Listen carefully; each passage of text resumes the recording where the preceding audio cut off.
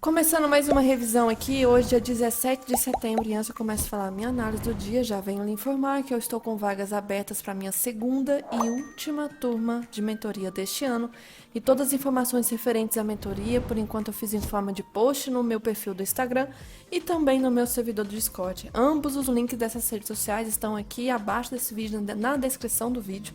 Peço que você clique para ver mais informações, conto com sua presença nessa segunda turma deste ano. E também depois irei fazer um vídeo com mais detalhes de como que a mentoria vai funcionar e vou postar aqui no YouTube. Ditos avisos, bora lá pro gráfico. Hoje é um dia, assim, importante por ser pré-quarta-feira, pré-super quarta. Amanhã tem um dia...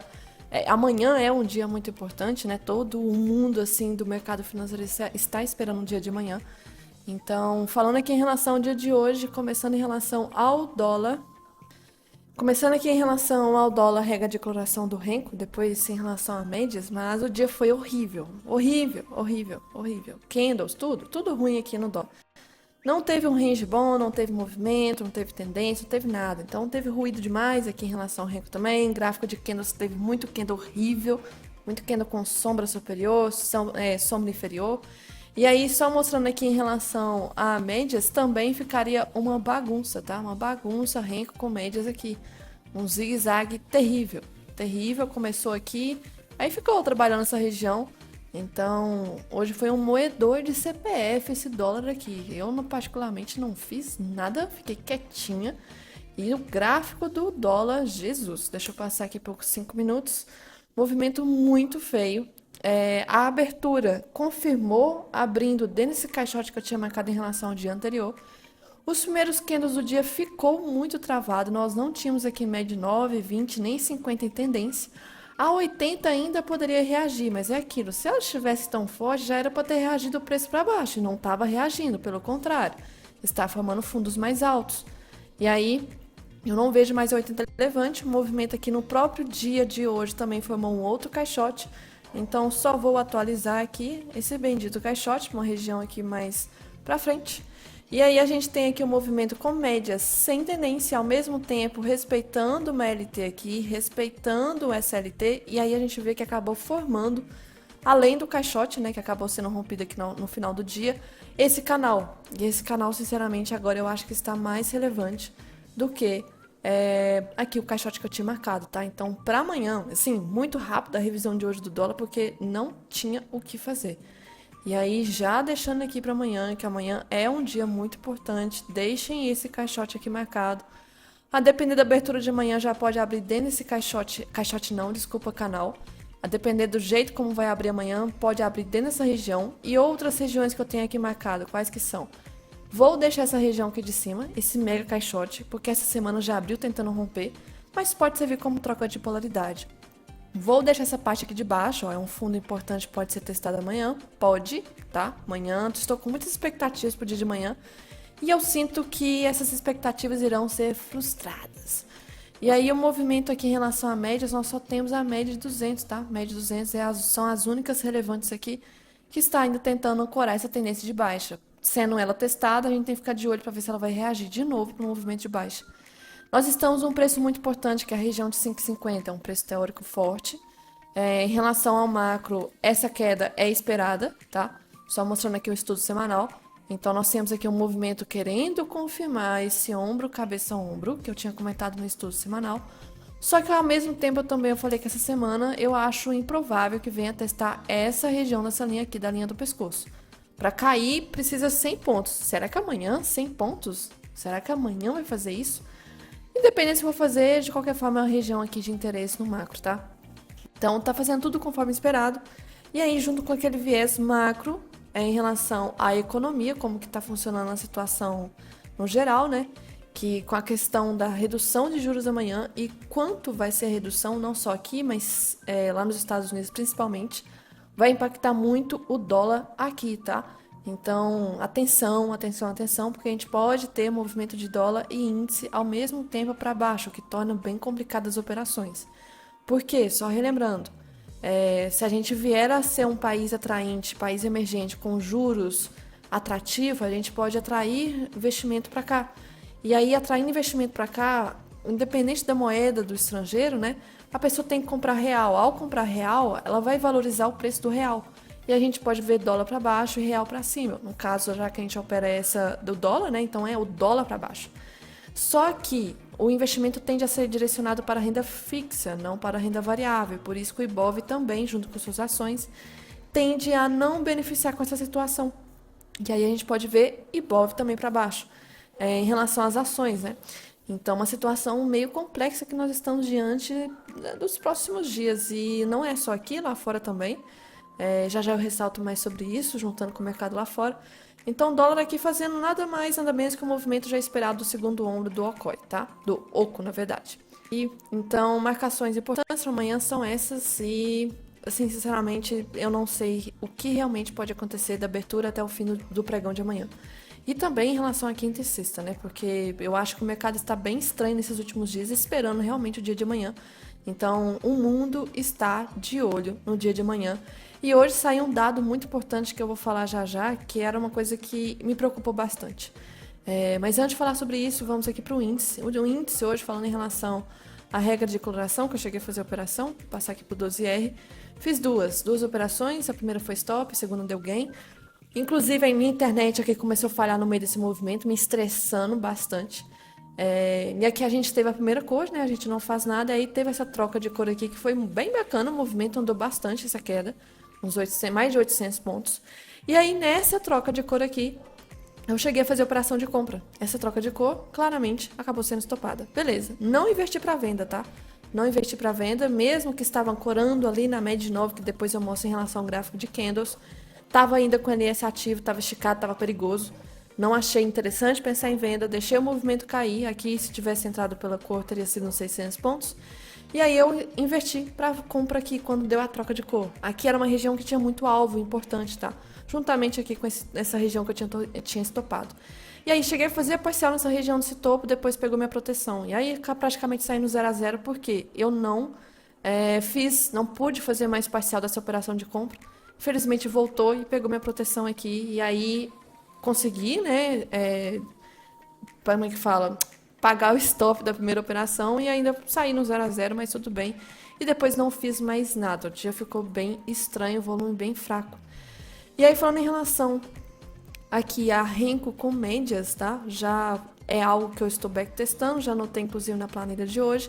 A única oportunidade que eu vi assim segura e interessante para ser uma operação futura, né? Agregar no meu operacional é essa daqui, nesse bloco 23, só que eu acho, tenho quase certeza, 90% de certeza que o movimento foi tão rápido que não teria dado tempo. Porque ao mesmo tempo tinha notícia nessa região, tá? Tinha notícia que não é de movimentar, mas hoje acabou sendo um motivo que usaram para derrubar o preço. Mas o movimento aqui foi muito rápido. Eu consigo ver porque em relação ao 12R, quando também houve na mesma região essa troca de cor, a gente vê que em relação a um bloco para outro, ó, esse bloco aqui fechou a 9,9. Esse fechou a 9,6. Então demorou um tempo aqui para o movimento andar. E aí a gente não teve deslocamento em relação ao Renko. E de repente, quando já teve, o movimento foi muito rápido com a notícia. Então, possivelmente não teria dado tempo se a pessoa não estava ali de olho nessa situação. E aí, depois, outras oportunidades eu acho que já seriam arriscadas de Renko com médias, porque nós tínhamos aqui possíveis regiões de bloqueio da VWAP Band. Aqui foi um movimento onde que eu fiz a compra, né, pela troca de cor, mas por médias não deu. Não deu, o movimento simplesmente subiu. E aí, depois ficou bem travado, o volume bem fraco. Essas aqui no fim do dia já não vale a pena o risco. E aí, falando em relação ao gráfico de candles, que eu até estava comentando que estava com cara de dar um setup backtestado na abertura, só que faltou o candle gatilho. Quando estava querendo fechar esse gatilho, nos últimos segundos reverteu tudo. O que aconteceu aqui? Em relação ao macro, segue ainda um canal de baixa. E isso ainda vai ser relevante para o dia de amanhã. E aqui, voltando, em relação aos últimos dias, né, inclusive ontem, segunda-feira, nós temos aqui um topo, 2 topos. Eu tinha marcado esse caixote aqui também em relação a esse fundo. E comentei que talvez o preço poderia ficar trabalhando aqui dentro desse triângulo descendente. E aí o que aconteceu hoje? Abriu aqui já testando a máxima do primeiro candle essa região da CLT. Então, mais uma vez, a LT aí demonstrando força vendedora. Primeiro candle dia, um candle de rejeição. O segundo, um candle de inside. Beleza, não vejo nada por enquanto aqui. E aí vem o terceiro, candle do dia, abaixo da VWAP, o quarto, abaixo da VWAP, o quinto, testando a VWAP, fazendo pullback. E aí eu comecei a perceber a possibilidade de ser um setup da VWAP, né? Pra gente poder fazer parcial só lá no ajuste. Por que não nas médias? As médias não são relevantes nesse tipo de backtest, então eu não preciso preocupar com a 9, nem com a 20, nem com a 200. Aqui é a área praticamente preocupar para ajuste, fechamento de gap, né, aqui na região. Não precisa preocupar com as médias, só que aí o gatilho, na hora que eu tava comentando, que tava querendo dar, eu tava preparando para entrar nessa maldita operação, tava esse candle aqui, ó, formando esse candle 15, esse candle 14, tava de olho 14, feio, tem muita sombra, e o 15 tava fechando vermelhozinho, bonitinho, só que aí os últimos 2, 3 segundos fez essa sombra aqui, estragou o cenário, e aí veio a notícia, jogou o preço lá embaixo. Essa notícia aqui já era, não tem como eu vender aqui, se meu stop, pelo menos de forma agressiva, tem que ser aqui, e de conservadora tem que ser na máxima, e eu tô na cara da minha região de parcial, então não tem risco retorno, e aí infelizmente esse setup da VWAP não deu aqui. E aí eu fico observando, o movimento teria dado outras oportunidades em relação ao Renko, caiu de forma reta, chegou nessa região desse fundo aqui, esse fundo era um fundo importante, do caixote que eu já tinha marcado, do fundo de ontem inclusive, e se eu marcar em relação à projeção desse pivô para baixo, então do topo com o fechamento do gap, nós tínhamos 100% aqui, e aí começou o LS ativar a área de possível reversão. Acho perigoso pensar em reversão, porque se a gente for pensar aqui em entrar no candle 11, não tem risco retorno. Eu fiz a compra aqui em relação ao Renko. O que o movimento fez? O movimento testou a média de 9, tá? Então, realmente, ao vivo ali, tinha testado e voltou. E aí era o perigo, né? Repique da média de 9 nesse movimento de baixa, ela tende a jogar o preço para baixo. Acabou estopando, beleza. Não acho interessante filtrar por 2 minutos aqui, se o 5 está esticado, tá? O 5 estava esticado. O movimento aqui era região de retração, se eu for marcar do topo, com esse fundo, era 61 de retração, poderia talvez respeitar. E nós tínhamos aqui a área de Fair Value Gap, tá? Era uma região de Fair Value Gap importante. Então o movimento poderia travar, acabou não travando, caiu de novo de forma esticada, rompeu esse caixote aqui, que depois eu vou ver se eu tiro ele. E chegou nessa outra região, esse caixote que eu também já tinha marcado. O que era essa região? Fora aqui, era a região também do último alvo do Fibogap. Nós tínhamos aqui esse fundo, tá? Também, da sexta-feira. Um fundo importante, onde gerou essa tendência de alta. E esse caixote enorme que eu tenho aqui, é um caixote lá de tempo gráfico maior, que eu tinha marcado em relação a essa região aqui, ó. Essa região é muito importante. E marquei um fundo muito forte, acabou respeitando também. Então, nessa região, além do LS também estar ativo, nós não tivemos aqui oportunidades para reversão, tanto é que nem foi acionado, mas deu pro Renko, e aí foi a compra que eu fiz. Não estava preocupada em relação à média de 9, o movimento realmente estava esticado, porque a média de 9 já tinha reagido aqui, então no mínimo eu tinha que preocupar agora com a média de 20. Só que na hora que chegou na média de 20 foi muito forte, eu não sou de ficar plotando assim, parcial, fixa nesses movimentos fortes, eu fico esperando para ver como que vai ser a reação, se vai ter exaustão, se não vai. Aqui não teve exaustão, simplesmente o movimento foi rápido. Aqui quando estava querendo dar uma exaustão, fiz parcial nessa região aqui. E aí o movimento subiu, chegou nessa região de topo importante, junto com retração do dia. Se eu marcar do topo com fundo era 50%. Eu estava querendo que o preço subisse mais um pouco para fazer outra parcial no 61, não chegou. Então aí acabei deixando a proteção no 0 a 0, o movimento voltou exatamente aqui. Setup da 50 cabe nessa situação aqui? Setup da 50? Olha, eu não acho que cabe porque nem a 50 nem a 80 ainda estavam em tendência. Como assim? Dá pra ver pelo fato que elas não estão alinhadas, né? A 50 está acima da 80, sendo que tinha que ser o contrário, 80 acima da 50. Então, basicamente foi retração respeitando aqui. O movimento volta, começou a subir, eu comentei assim, nossa, será que isso aqui é um ombro, cabeça, ombro invertido? Não foi. Trap zone da 50 com a 20, movimento travado, sem tendência aqui já. E aí ficou sem tendência aqui também, finalizou o dia praticamente subindo de uma forma bem estranha aqui no final do movimento, preenchendo aqui esse primeiro Fair Value Gap que nós tínhamos, mas tem um outro aberto aqui em cima. Então, um cenário bem estranho, que a gente vê que o fechamento foi aqui, a abertura foi aqui, então muito próximo, né, ao fechamento com a abertura, muito ruim a situação.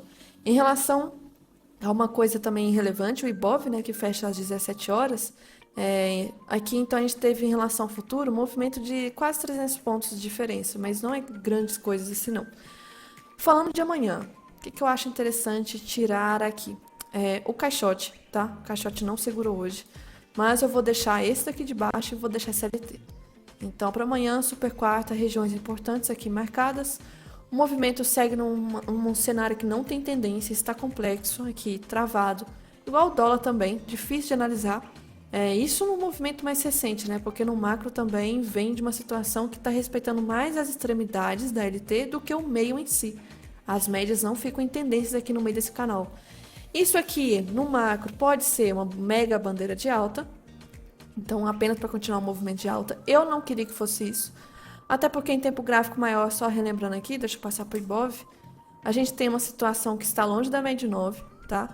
E tem doji, e por enquanto a semana atual nem rompeu a máxima na semana anterior. Esperaria um movimento mais de correção. E aí vem a questão, se eu espero o dólar também cair, então o índice também vai? Aí que tá, se juntar com a macroeconomia, tem possibilidade sim dos dois caírem. E é muito complicado no dia a dia para quem é day trader, operar com um movimento sem correlação dos dois, porque o fluxo fica bem estranho. Os dois ali vendidos é muito ruim, tá? Mas pode sim acontecer, tá? Infelizmente. Falando aqui em relação ao IFNC, só por curiosidade, o IFNC tá fazendo o mesmo movimento que o índice, né? Tá corrigindo de uma forma bem tranquila, bem calma. Aqui em relação a Petro tem que ativar o Ctrl+J, Ctrl+K. O movimento tá caindo muito forte esses últimos dias, tá? Muito forte, junto com a questão do petróleo lá fora. Só que se eu for usar isso como um critério, muita queda consecutiva de candles consecutivos não é normal. Então a gente pode ter um movimento de repique depois de alta. Só pela questão aqui dessa constância de uma queda sem correção. Aqui em relação a Vale, estou com as funções ativadas. Está complexo. Segue ainda numa região de suporte macro muito forte, desde lá de 2021. E aqui, numa região de retração, tá bagunçado, os últimos candles muito travados, difícil de analisar, tá? Ainda por cima que teve feriado ontem na China, hoje também, e aí por isso que o volume da Vale fica bem baixo. Então amanhã um cenário, assim, lembrando que não é notícia amanhã na parte da manhã, é notícia na parte da tarde, e discurso ao mesmo tempo, então é mais para o fim do pregão. Mas como o mercado pode talvez ter volatilidade amanhã, e lembrando, uma coisa que eu lembrei ontem depois da revisão, amanhã tem vencimento de opções, tá? E aí mais um BO grande. Então uma semana maravilhosa, né, pro caos. E aqui amanhã, notícia mesmo, na parte da manhã, não tem. Então tem algumas aqui na zona do euro que devem interferir o mercado lá fora. E aqui em relação durante o pregão na parte da manhã, não tem notícia. Estoque de petróleo não é de movimentar. O foco amanhã é a partir das 3 horas da tarde, que tem a taxa de juros aqui. E aí, pelo menos o Investing está esperando 5,25. Então, ou seja, redução de 0,25, só que o mercado já está digerindo a ideia de ser 0,50. Então, aqui, a depender da cor que vier a ficar, né? Atenção para o valor, tá? O Investing aqui não atualizou. E depois tem a coletiva. A coletiva vai ser muito importante também, tá? E aí, depois tem a taxa de juros Selic, que é, assim, para fechar com chave de ouro o dia, né? O caos. Então, 18h30, mais a nossa também. Decisão, taxa de juros, que está naquela expectativa, pelo menos aqui, no Investing de aumento. Mas será que vai aumentar mesmo já? Ou vai manter, esperar primeiro o discurso do Fed, do FONC, né? E depois aqui na próxima reunião a gente aumenta? E o que será que vai acontecer? E aí, falando algumas coisas que eu achei muito interessante de ressaltar, porque que a notícia de amanhã vai ser, nossa, muito complicada. Olha esse gráfico aqui. Isso aqui é um gráfico que comparou todas as reuniões que tiveram aí desde 2009. Então, acontece as reuniões a cada 45 dias, eu acho. E aí, foi contando cada reunião desde 2009, como que o mercado estava criando expectativa em relação à decisão. E aí, para piorar a situação, olha que momento incrível que nós vamos começar o dia de amanhã. Simplesmente o dia de amanhã vai começar com o cenário de que o mercado nunca esteve tão incerto a respeito da decisão do Fed em relação à taxa de juros desde, assim, pelo menos os últimos 15 anos, tá? Então, um evento histórico, nós estamos indo para uma reunião que não acontecia uma incerteza tão grande desde lá de meados de 2009, 2008. Situação tensa, né? Porque a gente sabe que 2009 ali 2008 foi crise nos Estados Unidos. Aí a gente tá chegando numa situação que também o mercado não sabe como que vai ser a decisão do Fed. E aí, independente de qual lado que acertar, e detalhe, nós estamos esperando ou 0,25 ou 0,50. Imagina se vem uma coisa que ninguém está esperando, 0,75. Acho impossível, mas imagina. Vai perder para todos os lados. Mas aqui, vamos supor para quem acerta o lado, vamos supor, do 0,25, né? Pontos base. Isso vai marcar a maior surpresa vista, então, desde 2008, porque muitos acreditam que vai ter corte de 0,50. Então, o mercado, nesse exato momento aqui, dia de hoje, está 64% para um corte de 0,50. E aí, se vem amanhã e corta 0,25, vai ter uma surpresa que não acontece, né, pelo valor das apostas desde 2008. Aí, se então a outra possibilidade, o Fed cortar 50, 0,50. E isso também vai representar a maior surpresa desde 2009, porque simplesmente o Fed cortar 0,50 é um valor psicológico muito preocupante, por exemplo. Por que o Fed talvez não começou a antecipar essa situação de um pouso forçado antes? Será que está acontecendo, que o Fed está vendo, que nós não estamos vendo? Os Estados Unidos realmente está no caos? O que está acontecendo, né? Então, e o Fed, né, ele tem se esforçado para evitar surpresas do mercado, né, usando seus discursos e orientações. Só que, simplesmente, nós vamos chegar amanhã meio que sem saber o que realmente vai acontecer. E não tem como a gente usar como base os últimos discursos do Fed, tá? Não tem como usar como base o Jerome Powell, o que ele falou nas últimas reuniões, nas últimas coletivas, porque simplesmente nós estamos assim no obscuro. A situação está muito complicada. E isso aqui eu não sabia. Então fiquei sabendo hoje que é uma reunião aí que nós não tínhamos uma reunião tão indecisa já tem uns 15 anos. Outra coisa importante, né? Até o Igor também tinha comentado a mesma coisa, reunião aqui relevante. E aí, essa imagem que ele tinha postado, né, de um artigo que eu acho que comentou assim, vamos supor, o mercado já está projetando, já está criando expectativa de ter uma redução de pelo menos 100 pontos base até o fim desse ano. E até o fim desse ano, eu acho, contando com amanhã, tem mais 3 reuniões ou mais 2, se eu não estiver enganado. E aí, se estão esperando pelo menos 100 cortes nessas próximas e últimas reuniões do ano, amanhã, se vier 0,25 ou 0,50, vai causar, sim, intriga. Porque, por exemplo, se o Fed amanhã cortar 0,25 e projetar mais depois 50 cortes, vai ter um sinal assim duro, né, para o mercado. Tipo, eu estou cortando por 0,25 agora, mas nas próximas eu vou cortar 0,50. É um discurso duro. Mas se ele cortar se ele cortar 25 e projetar essa questão de 50, pessoas também vão pensar, poxa, por que já não aumentou já 50 já agora também? Por que está deixando para depois? Se o cenário está tão complicado, por que já não corta agora 0,50? Por que tem que ficar deixando para depois? Então, o discurso vai ter que tomar muito cuidado amanhã, porque assim, qualquer movimento, eu acho que o mercado vai ficar meio... não gostou disso, aí dispara short de S&P, a gente pode ver o VIX para cima. E aí, falando graficamente, hoje o S&P fez um movimento que eu estava até esperando que viesse a fazer. O movimento do teste da máxima histórica. Hoje foi o teste da máxima histórica, depois de vários candles consecutivos de alta, subindo sem volume. O volume está decrescente, isso pelo Wyckoff não é uma tendência boa e nem saudável, no claro. E aí a gente teve um candle de negação muito forte. No caso aqui, então, já testou a máxima, a gente pode talvez ver um movimento agora de baixa. Só que aquele medo, tipo, será que todo mundo está pensando a mesma coisa? Igual o Vlad fala, o mercado gosta de ir para a direção que vai mais machucar pessoas. Qual que é a direção que vai mais machucar? É para cima ou para baixo? Se a maioria está esperando que o preço vai para baixo, vai machucar mais se o preço for para cima. Se a maioria estiver esperando que o movimento vai subir mais, o S&P vai se favorecer, né?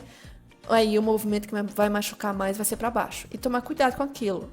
A visão, né, que as pessoas adotam de juros para baixo é ações para cima. Lá fora, muitas empresas podem sim se beneficiar com a queda de juros do Fed. Só que quem fez esse movimento de alta aqui foi o setor de tecnologia. E o setor de tecnologia não está acompanhando esse movimento de testar topo histórico mais. Inclusive a NVIDIA, que foi a protagonista desse movimento, saiu uma notícia muito importante, algumas coisas aí, informações relevantes para quem acredita nessa empresa, né? Não entendi muito bem aqui, mas para quem investe e usa ela como referência, né, já que ela é protagonista desses últimos meses do setor de tecnologia, aqui eu tenho algumas coisas, alguns relatórios interessantes. Isso, até o básico aqui das informações é, assim, preocupante. Olha só, é como se fosse uma bomba relógio, tá? E aí, time bomb.